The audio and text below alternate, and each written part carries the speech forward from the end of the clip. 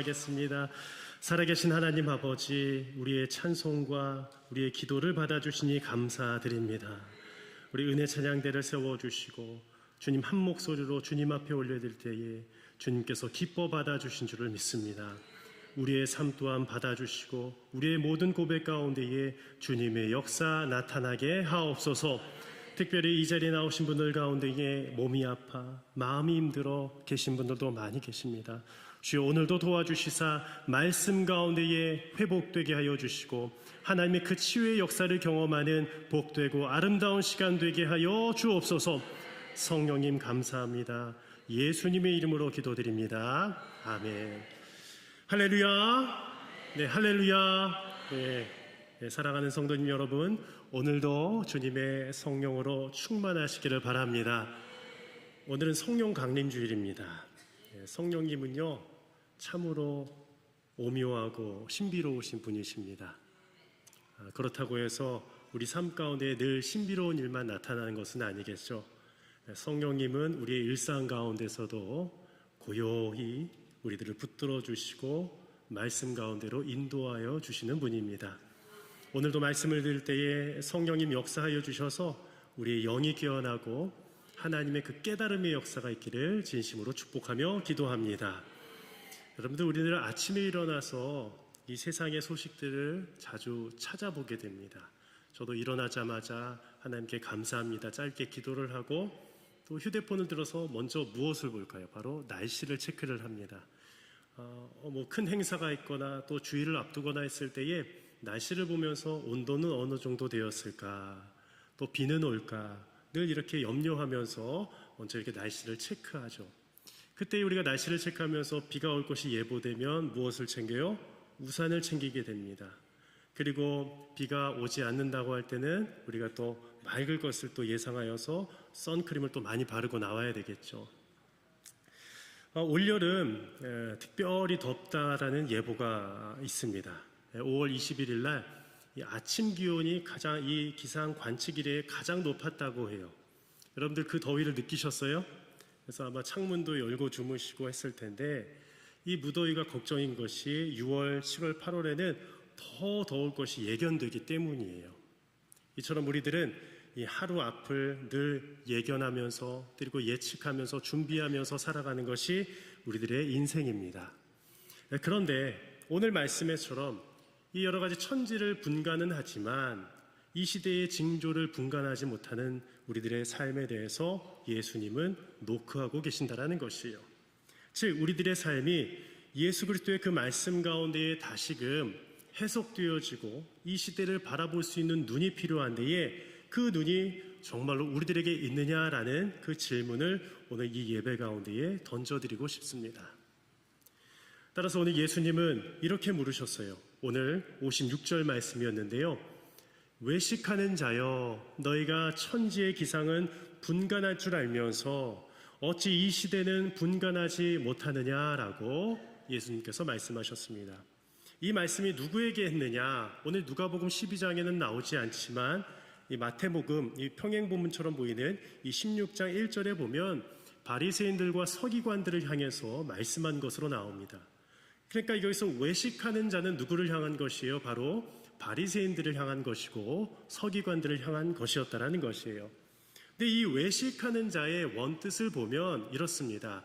연기하는 자, 무대 연출자라는 뜻을 가지고 있어요.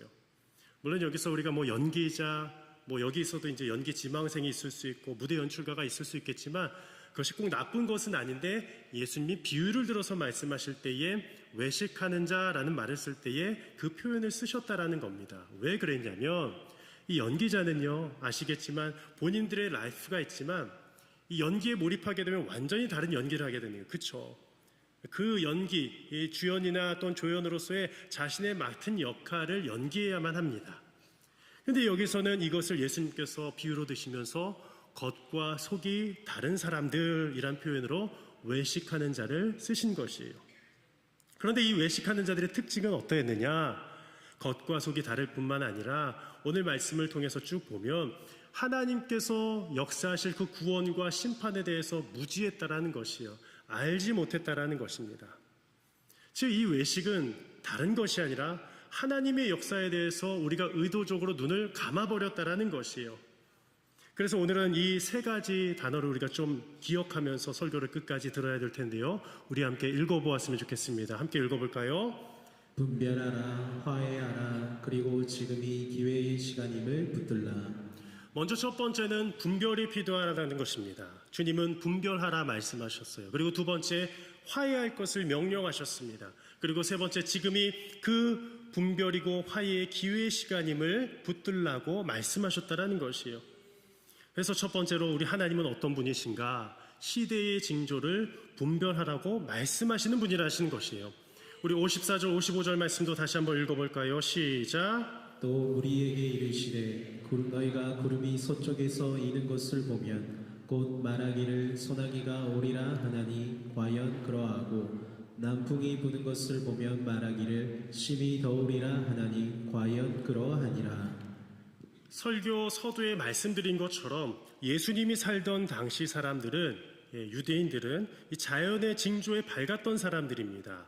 왜냐하면 당시는 이 농경사회였기 때문이에요. 우리 농부들도요, 이 하늘만 봐도 날씨가 흐릴 것인지 또 비가 올 것인지 또 맑을 것인지를 다 알잖아요. 그렇죠? 하늘만 보면 다 안다라는 것이요. 이처럼 그 당시 예수님이 살던 사람들도 서쪽에서 구름이 있는 것을 보면 소나기가 내릴 것을 알고 있었고요. 남풍이 불어오면 날씨가 더 더워질 것을 알고 있었습니다. 이것은 기본 상식이었지만 당시로서는 이 당시의 바리새인들과 서기관들 그리고 모든 우리 유대 사람들이 이미 알고 있는 것들이었어요. 그런데 예수님은 지금 그들에게 이렇게 물으신 것이었어요. 56절이었어요. 제가 다시 한번 읽어드릴게요. 외식하는 자여, 너희가 천지의 기상은 분간할 줄 알면서 어찌 이 시대는 분간하지 못하느냐라고 재차 물으신 것이었어요. 여러분들, 시대를 분간하다라는 말은 이러한 뜻입니다. 너희는 나의 뜻을 아느냐? 너희는 지금 내 말씀의 의미를 아느냐? 너희는 진짜 내 하나님 아버지의 마음을 분별하고 있느냐라는 질문이에요. 이 질문과 같다라는 것이에요. 제가 예전에 읽은 책 가운데에 최인철 교수님이 쓴 프레임이라는 책이 있습니다. 이거는 필독서였고요. 아마 많은 또 회사원분들이 많이 읽은 책일 겁니다. 이 프레임이라는 것은 아시겠지만 액자의 틀 아니겠습니까? 이것을 프레임이라고 하는데 세상을 바라보는 마음의 창으로 표현하라고 하고 있어요. 그리고 이것을 통해서 현실을 해석하는 틀을 제공한다라고 이 책에서 이야기합니다. 제가 아까 1부 때는 이게 반투명 컵이었는데 이렇게 투명 컵을 다 바꿔주셨더라고요. 잘 보이시죠? 물이 한 조금 반보다 조금 더 남았는데 제가 잠깐만 마셔볼게요. 시원합니다. 근데 이거 보면서 물이 어느 정도 남았어요? 반인데 이것을 보고서도 어떤 사람은 반이나 남았네. 근데 또 어떤 사람은 반밖에 안 남았네. 이렇게 본다라는 것이요. 너무 쉬운 설명이죠. 우리 많은 강의자들이나 교수님들이 이미 이해하겠던 여러 가지 이 프레임에 대한 설명입니다. 프레임은 이와 같은 것이에요. 즉, 이 세상 어떤 사건에서 바라보는 틀과 기준을 주는데 내가 어느 시점에서 긍정적인 것이 발동이 되었다면 어릴 적부터 이것을 좀 더 긍정적으로 바라보게 되고 어떤 사건에서 부정적인 것으로 계속 바라보게 되면 그 이후에 일어난 일조차도 부정적으로 계속 바라보게 되는 현상을 의미한다는 것입니다. 제가 1부, 2부 때도 질문을 드렸어요. 여러분들은 어느 신문을 보십니까? 요즘엔 신문 잘 안 보시는 것 같은데 온라인으로도 보는데요. 조선일보를 보십니까? 아니면 한겨레 신문을 보십니까? 어느 신문을 보십니까? 아니면 뉴스로 따질까요? TV조선을 보십니까? JTBC를 보십니까?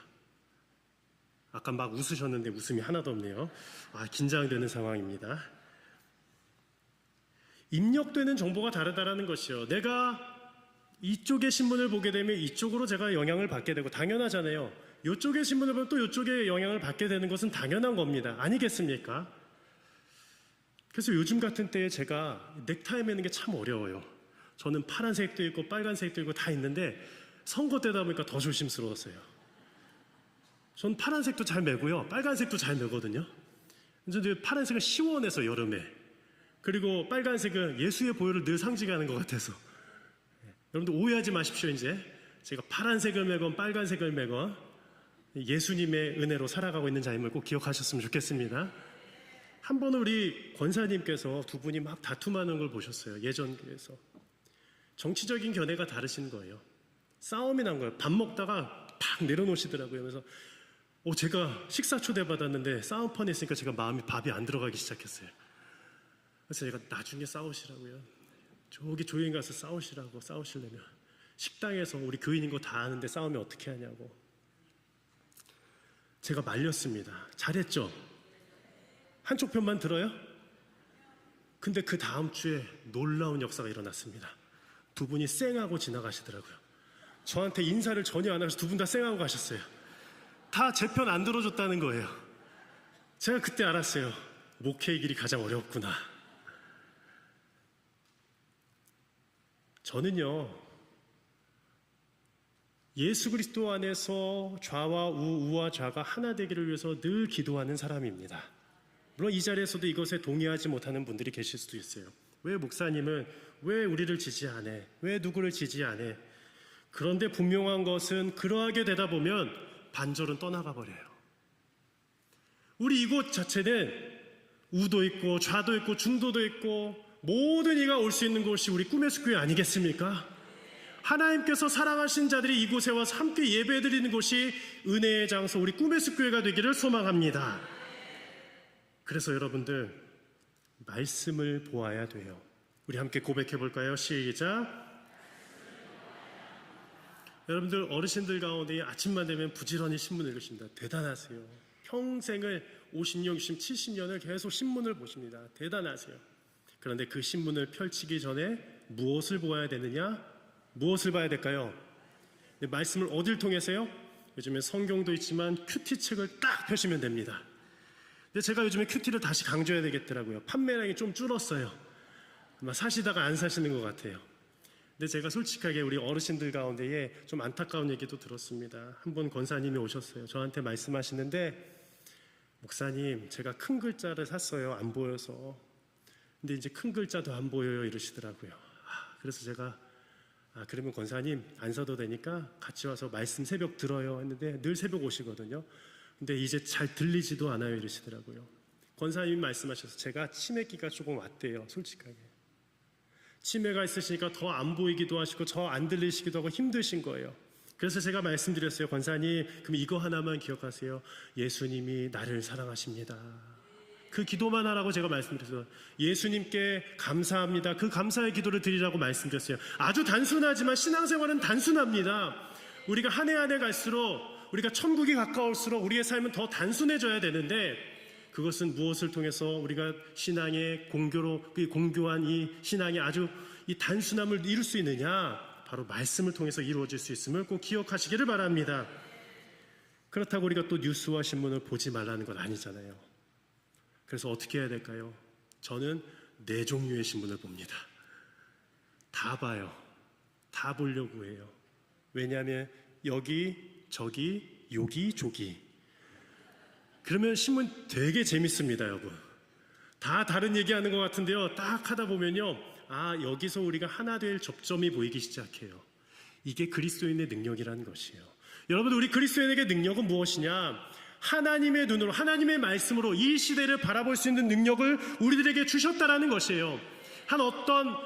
거대한 어떤 사람이 외치는 것에 막 따라가는 게 그리스도인이 아니에요. 저도 여러분을 제 말에 따라오라고 안 하십니다. 말씀을 보고 말씀이 무엇을 가르치는지를 깨달으라 저는 말씀드리고 싶어요. 제가 또 이렇게 열내면은 왜 열내느냐 하실 수도 있겠지만 안타까워서 그래요. 이 시대가 너무나도 현혹이 되어 있어요. 이제는 우리들에게는 분별할 수 있는 능력을 스스로 키워내야 됩니다. 그것이 바로 오늘 말씀 가운데 우리에게 주시는 하나님의 첫 번째 메시지임을 꼭 기억하시기를 바랍니다. 두 번째, 하나님은 지금 화해하라고 말씀하시는 것이에요.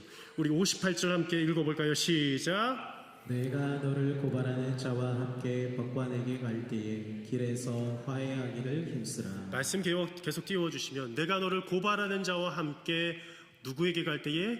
법관에게 갈 때라고 되어 있습니다.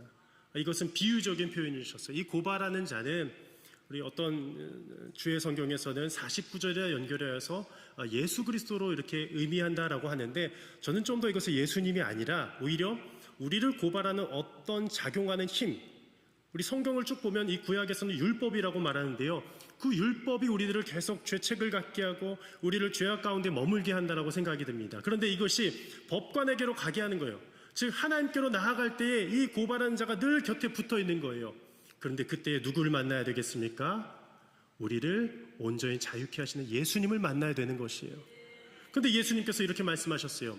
이 마지막 세 단어가 중요한데요, 길에서 어떻게 하기를 힘쓰라? 화해하기를 힘쓰라는 거예요. 화해가 필요하다는 것이에요. 어제 외부 집회가 있었어요. 더 센트 컨퍼런스라고요. 오늘 여기에 계신 분들보다도 더 많이 오신 것 같아요. 이 정도 오신 것 같은데 수백 명의 청년들이 와서 함께 예배드렸습니다. 근데 그때의 청년들의 연령대가 20대, 30대가 너무 많았어요. 근데 이 요즘 시대의 청년들이 그렇게 선교에 관심이 있을까 했는데 그 선교단체의 지방에서 온 거예요. 막 저기 여기 지방에서, 심지어 해외에서도 왔답니다.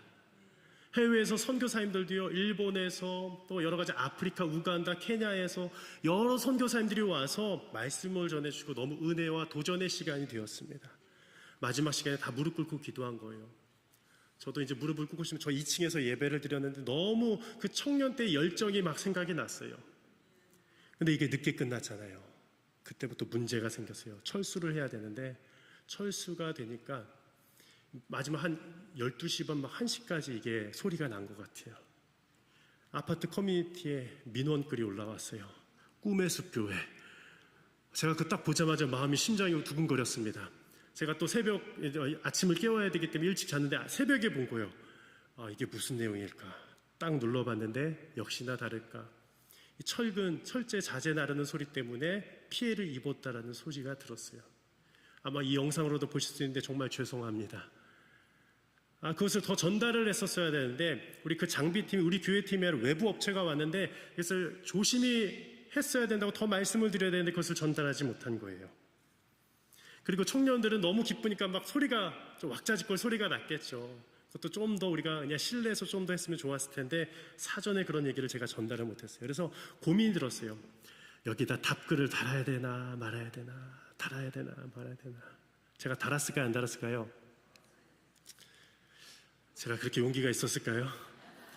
그런데 제가 예전에 한 교회 목사님이 딱 생각이 난 거예요. 새벽에 오늘 예배를 드려야 되는데 오늘 주제도 딱 어떻게 하면 이 화해하라예요. 어떻게 그 예전에 그 교회 목사님이 그 용산 쪽에다가 건축을 새로 하셨습니다. 그런데 민원이 들어온 거예요. 뭐 건축 자재와 도로를 막게 되니까 민원이 빗발친 거예요. 지금은 약과였습니다. 오늘 같은 경우는요, 막 도로를 막 어지럽히게 되니까 막 민원이 계속 들어온 거예요. 그때 그 목사님께서 용기를 내서 정중하게 답글을 다셨더라고요. 죄송합니다 하면서. 그게 생각이 나면서 성령님이 제 손가락을 움직이시더라고요. 적기 시작했어요. 제 말에는 죄송하다밖에 없었어요. 죄송합니다. 다음부터는 더 주의하도록 하겠습니다. 피해를 끼치지 않겠습니다. 잘한 것 같지 않습니까? 근데 제가 아마 이 영상을 보신다면 다시 한번 정중하게 용서를 구합니다. 그리고 다음부터는 더 신중하게 또 조용하게 또 진행하도록 할게요. 그런데 그동안 한국교회가 이러한 일을 하는 데 있어서 쉽사리 용기를 내지 못했다라는 것이에요. 이것은 아주 사소한 걸 수도 있어요. 그런데 우리 한국교회가 회복이 일어나려면 먼저 이 세상을 향해서 어떻게 행사해야 되느냐? 너무 높아져 있으면 안 돼요. 더 먼저 우리가 잘못한 부분에 있어서 용서를 구할 줄 알아야 돼요. 그게 교회예요. 바로 예수 그리스도의 공동체인 줄을 믿습니다. 바로 그때 하나님의 화해의 역사가 우리 가운데서도 나타난다는 것이에요. 그런데 우리 문제는 이 화해를 미루게 된다는 것이죠. 계속 미루게 됩니다. 나중에 언젠가 풀면 되지. 이렇게 말해서 계속 미룬다는 거예요. 나중에. 그러면 나중은 없습니다. 화해하지 못하고 하늘나라 갈 수도 있어요. 여러분들 그러기 원하세요? 주님은 다 용서해 주시니까 용서해 주세요. 그런데 이 땅에서의 역사는 나타나지 않는 거예요. 지금이 화해할 시간, 지금이 바로 용서할 때인 줄을 믿습니다. 따라서 우리 예수님의 말씀을 다 같이 한번 고백해 봤으면 좋겠습니다. 함께 고백할까요? 시작. 화해하기를 힘쓰라. 화해하기를 어떻게 하라고요? 그냥 화해하십시오가 아니에요. 화해하기를 힘써야 됩니다. 우리가 힘써야 될 부분은 화해예요. 화해. 끊어진 것 같은 그 공동체에 가서 연결해 주는 게 우리 화해자의 사명이에요. 이제 나는 화해 안 해도 된다면 누군가 막 끊어져 있는 걸 볼 수도 있어요. 어떤 권사님이랑 권사님이 싸울 수도 있어요. 그러면 화해를 해시켜줘야 돼요. 화해를. 여러분들 용서가 안 되는 분들이 계시다면 저한테 같이 오세요. 제가 같이 기도해 드릴게요. 진짜로요. 해결안 받아야 돼요. 그래도 해결안 안 되면 100번이라도 오세요. 계속 기도해야 되겠습니다. 왜냐하면 그때서야 하나님의 기적의 역사가 나타나기 때문이에요. 여러분들 기적을 맛보고 싶지 않으세요?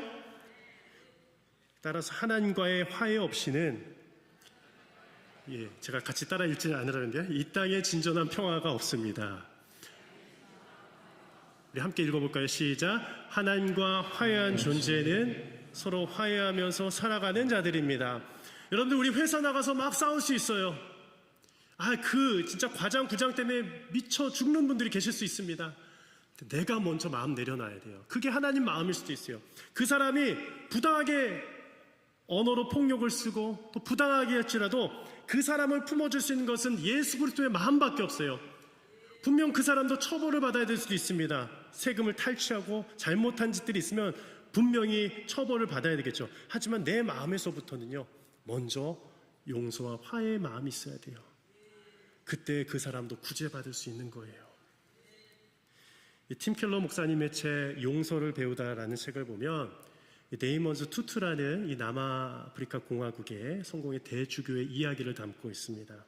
이 네이먼즈 투투는요, 평생을 인종차별을 해결하기 위해서 싸워왔던 분이신데 그는 이런 유명한 말을 던졌어요. 용서 없이는 미래는 없다라는 거예요. 용서 없이는 미래도 없어요. 여러분, 우리가 용서하지 않으면 우리 후손들도 똑같이 용서를 하지 않습니다.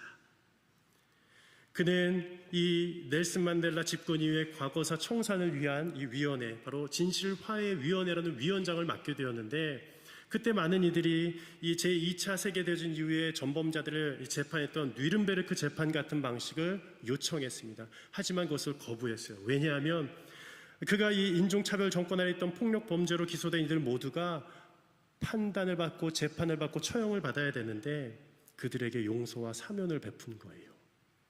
그로 인해서 수많은 자들이 빗발치게 막 일어났어요. 왜 그들을 놓아주느냐? 반대했어요. 그들은 처벌을 받아야 됩니다. 막 그랬어요. 그런데 그 투투는 이렇게 힘주어 이야기했습니다. 용서가 아니었다면 유고슬라비아 연방 해체 이후 발칸반도를 휩쓴 폭력의 악순환이 남아프리카 공화국에서도 재현되었을 것입니다. 라는 거예요. 물론 여러분들 지금도 남아프리카 공화국 상황을 보시면 알겠지만 백인의 농부들이 막 학살당하고 죽인다는 또 소식들도 듣고 그것 때문에 트럼프 대통령과 남아프리카 공화국의 막 여러 가지 대화 장면들도 보셨을 겁니다. 문제가 다 해결된 게 아닙니다. 남아프리카 공화국에도 여전히 정치적인 문제와 대립이 있습니다. 그럼에도 불구하고 이 성공의 이 대주교였던 데이먼즈 투투로 인하여서 많은 이들이 용서와 화해의 기적이 일어났어요. 실제로 어떤 전범자가 와서 무릎을 꿇고 개인적으로 화제를 냈대요. 그때 눈물바다가 됐대요. 용서가 일어났대요. 그게 기적이란 것이에요. 그래서 2021년 마지막 주에 이 데이먼즈 투투가 타계를 했을 때 팀 켈러 목사님께서 이렇게 그에 대해서 평을 했습니다. 용서 문화가 학대자의 책임 회피에 일조한다고 주장하는 사람도 많다. 그러나 데즈먼드 투투는 용서하지 않으면 오히려 우리가 학대자의 노예가 된다면서 용서와 정의를 동시에 추구하는 일이 가능하다고 강조했다. 그는 뉘른베르크 재판 모델을 거부하고 진실과 화해를 지향했다라고 평했습니다. 저는 여기에 아멘으로 화답이 되더라고요. 여러분들, 우리의 삶이 예수 그리스도의 삶을 닮은 이러한 삶이 되셨으면 좋겠습니다. 진리와 화해 가운데서 살아가는 삶이 바로 예수 그리스도의 성도의 삶이라는 것이에요. 그래서 이 시대에도 용서와 화해 문화가 필요하다는 것을 꼭 기억하셨으면 좋겠습니다.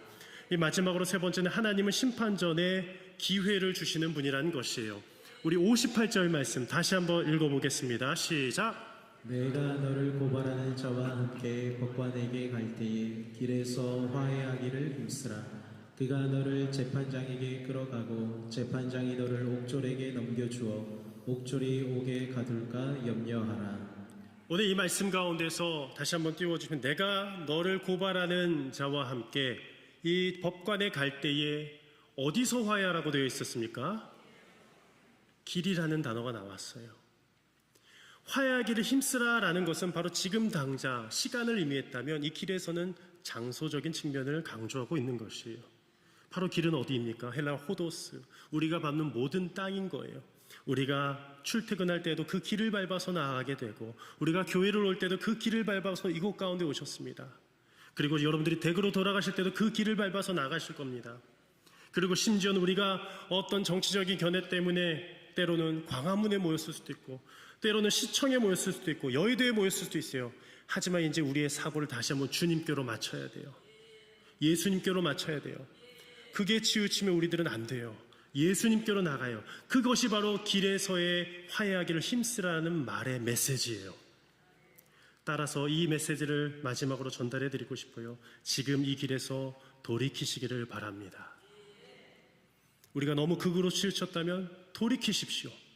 지금 이 길에서 용서하시기를 바랍니다. 이 길 위에서 용서와 화해가 있기를 바랍니다. 그리고 지금 이 길을 가면서 화해하시기를 바랍니다. 바로 그것이 예수 그리스도의 사명인 줄을 믿습니다. 여러분들, 대한민국은 지금 여러 갈래의 분열된 길 위에 있습니다. 이념의 갈등, 세대 간의 단절, 지역 감정, 정치적인 혐오, 교회 안의 분열까지 내가 옳다라는 그 주장을 끝까지 고수하려고 합니다. 하지만 옳음 이전에 먼저 우리는 예수 그리스도의 그 안에서 그 길에서 화해하기를 힘쓰는 주의 꿈의 숲의 온 성도님들이 되시기를 바랍니다. 기도하겠습니다. 살아계신 하나님 아버지, 오늘도 우리들을 주님의 그 길 가운데로 불러주셔서 그 십자가의 길, 부활의 길, 영생의 길로 인도하여 주심에 감사를 드립니다. 우리가 법관 하나님 앞으로 나갈 때에 그 길에 나아가기 도착하기 전에 우리들이 먼저 그 길에서 화해하기를 힘쓰라. 아직 그 믿음이 없다면 그 구원의 길로 나오시는, 초대하시는 그 주님을 만나게 하여 주시고, 그 주님을 만났다면 우리가 서로 간에, 우리가 모든 것이 달라도 서로 간에 품어줄 수 있고 함께 걸어갈 수 있는 그 아름다운 길을 함께 걸어가는 우리 꿈의 숲교회 성도님들과 우리 이 나라 백성들이 되게 하여 주옵소서. 간절히 기도하오며 우리를 하나 되게 하시는, 화해시켜 주신 우리 그 주 예수님의 이름으로 기도드립니다. 아멘.